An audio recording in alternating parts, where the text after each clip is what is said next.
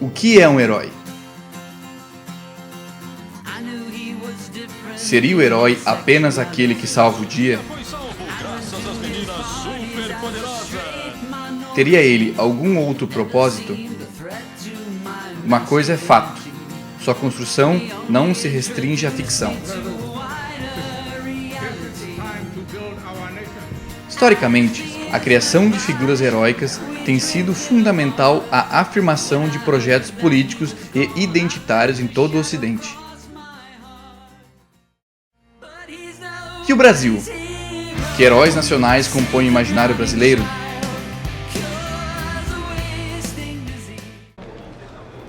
Eu lembrei da figura do Lampião. A gente acabou transformando ele em mais um personagem que lembrasse como é importante lutar pelas classes menos favorecidas, etc. Diferente do que a gente tem em outras culturas, em outros países, principalmente, que tem figuras como Martin Luther King, que é um herói para toda uma nação, que luta contra as diferenças raciais. A gente não tem muito dessas figuras nacionais. Ayrton Senna e o Pelé, questão de muito voltada pelo esporte, essa mudança de cultura que eles conseguem proporcionar na sociedade também. O futebol nacional, a seleção brasileira, é uma coisa que junta a população do Brasil para assistir os jogos, sabe? E isso é uma coisa uma identificação brasileira.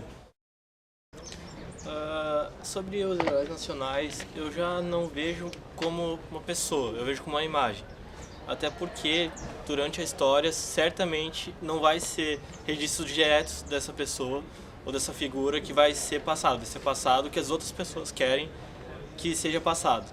Cria-se essa mitologia em torno de uma pessoa e é uma mitologia mesmo, assim, porque sempre vai ter um mito por trás da verdade, né? E nos mais famosos, se pegar, sei lá, Cristóvão Colombo, Pedro Álvares Cabral, eles sempre tem a construção do mito, né? Então, eu acho que a minha opinião em relação ao herói nacional está muito vinculada à construção de mitos. Este processo de eleição e afirmação de heróis nacionais integra também a formação política e cultural brasileira. Por exemplo, Tiradentes. Tiradentes. Sou brasileiro e luto pela felicidade.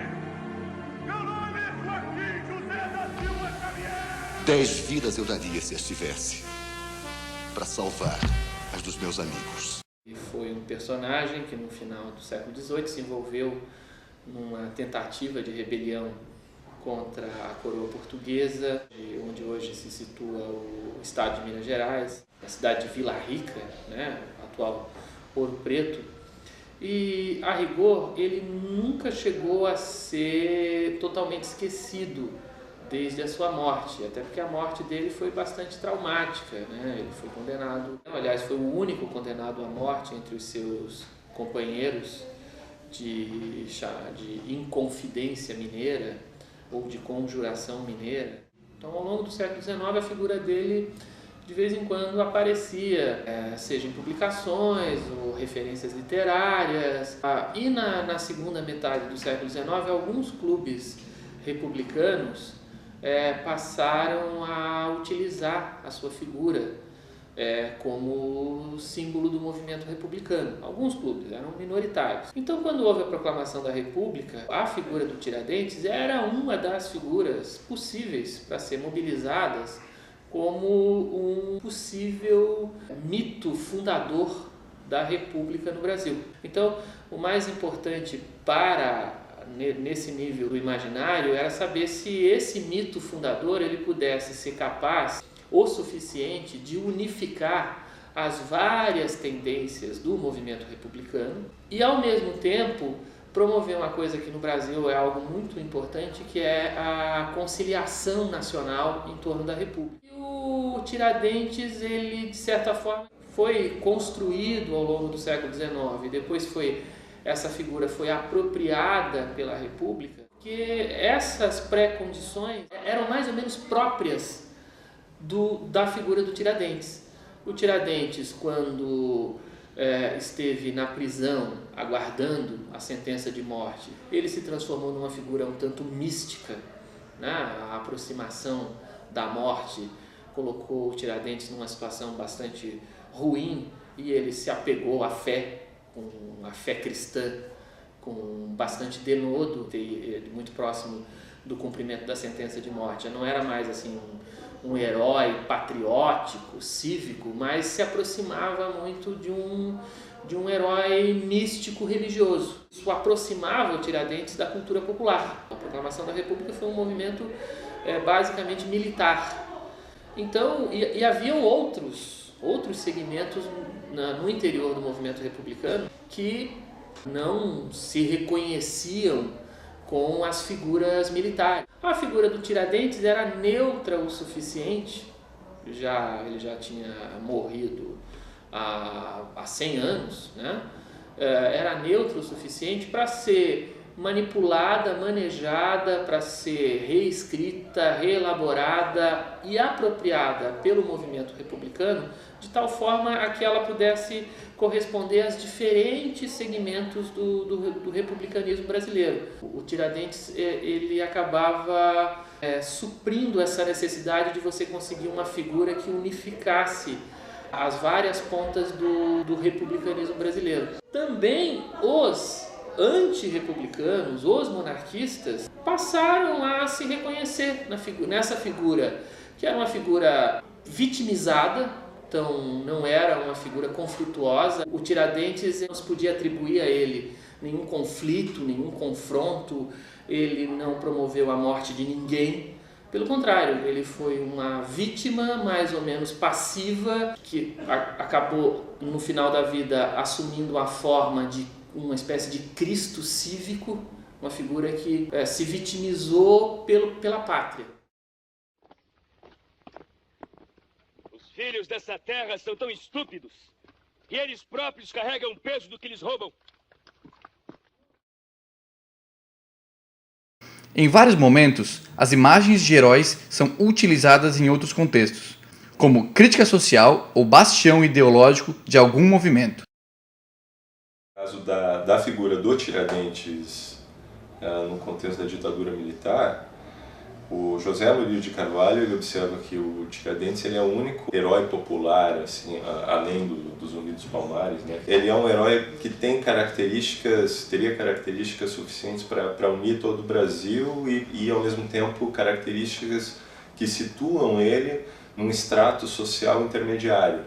Ele é um branco, pobre, que vive do seu próprio trabalho. Não se sabe, essa é uma grande incógnita, não se sabe por que ele assumiu toda a culpa. A frase mais famosa atribuída a ele, se 10 vidas eu tivesse, 10 vidas eu daria, eu acho que é uma das frases assim, mais emblemáticas do que representava para ele a luta contra os portugueses. Nesse sentido que ele vai ser resgatado como um herói anti-imperialista. Então ele estava lutando contra o Império e, por ser um sujeito popular e pobre, ele vai ser adotado por parte das esquerdas armadas, inclusive, né? Tinha um movimento revolucionário Tiradentes, era uma das organizações guerrilheiras mais combativas da luta contra a ditadura militar. E acho que o filme do Joaquim Pedro de Andrade está muito em sintonia com isso. Ao invés de você ter aquele Tiradentes da proclamação da República, que é o Jesus Cristo, que é transformado em santo, e acho que essa é uma operação simbólica muito interessante, porque ela retira do Tiradentes todas as suas qualidades mais radicais. O filme do Joaquim Pedro ele busca justamente situar o Tiradentes como um radical político. Um sujeito que grita, que faz comício, que tenta sacudir as pessoas da sua letargia, do seu comodismo, para tomar uma atitude diante do descalabro da dominação colonial portuguesa, da exploração dos impostos e tudo mais. E aí uma total relação com a situação da classe média durante o milagre econômico na ditadura do presidente Médici. O que é nosso vão levando e o povo sempre pobre. Tão estúpidos, não lembram de expulsar esses governadores que de 3 em 3 anos vêm aqui com suas famílias, se enchem de ouro e voltam para Portugal. Você está falando da Inconfidência, mas na verdade você está falando da ditadura militar. Aqui no caso é uma denúncia da tortura realmente, né? Aqui o Tiradentes aparece ele realmente torturado, né? Aqui aparece a rainha e os Inconfidentes ajoelhados pedindo perdão. Isso nunca aconteceu. Ela só vem ao Brasil com o Dom João VI depois, né? E, portanto, essa cena de que todos se humilham e diante da rainha e pedem perdão é uma cena simbólica, porque todos esses, durante os autos da devassa, eles declaram que se arrependem. Com isso, a pena deles é comutada. Né? Só o Tiradentes que assume toda a culpa e sabendo que com isso ele seria enforcado e teria o seu corpo esquartejado. Né? Mártir ou não? Passivo ou revolucionário? O que podemos concluir é que Tiradentes é um herói de 1000 faces.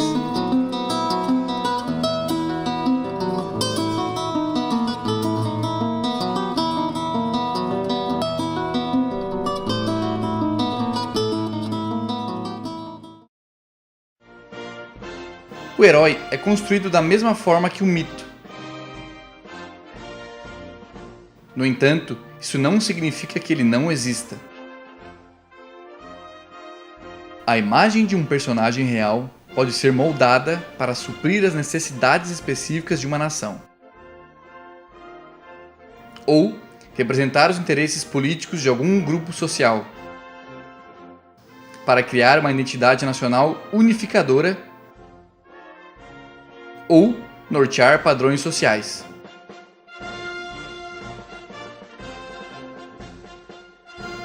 Reais ou imaginários? Não interessa.